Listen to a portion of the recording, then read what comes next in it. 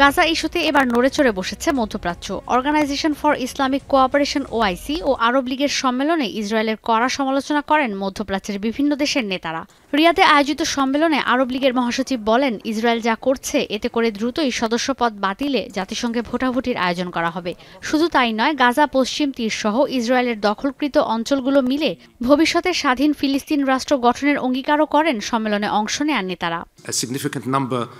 Of the largest countries actually in the world that stand very firmly behind a two-state solution, and this is a reformation that had been lacking.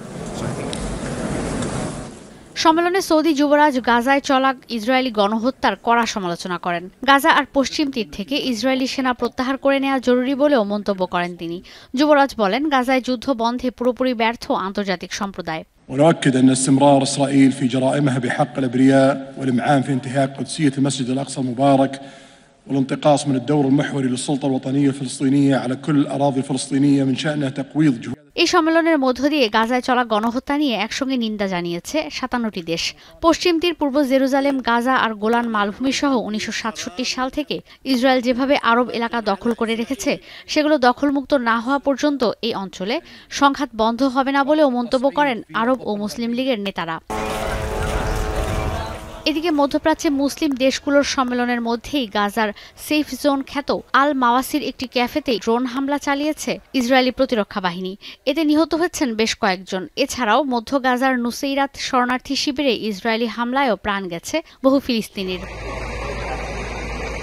অন্যদিকে লেবাননেও বাড়ছে হতাহতের সংখ্যা। হিজবুল্লাহর সঙ্গে সীমান্তে বাড়ছে সংঘাত। প্রতিনিয়ত চালানো হচ্ছে ড্রোন ও রকেট হামলা। ইসরায়েলের অভিযোগ, সোমবার প্রায় ২০০ রকেট দিয়ে লেবানন থেকে ইসরায়েলে হামলা চালানো হয়। এর মধ্যে লেবানন থেকে ইসরায়েলের উত্তরাঞ্চলের তৃতীয় বৃহত্তম শহর ও ব্যস্ত আন্তর্জাতিক বন্দর হাইফাতে ৮০টিরও বেশি রকেট হামলা হয়েছে।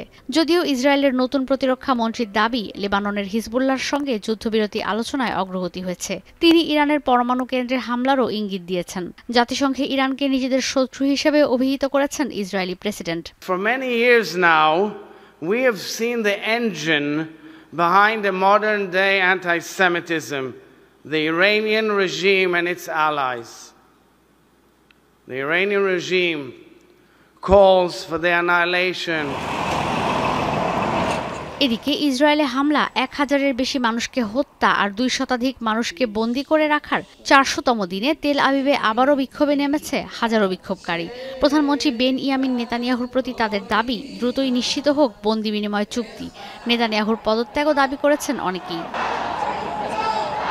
ঈশিতা ব্রহ্ম, এখন বিশ্ব।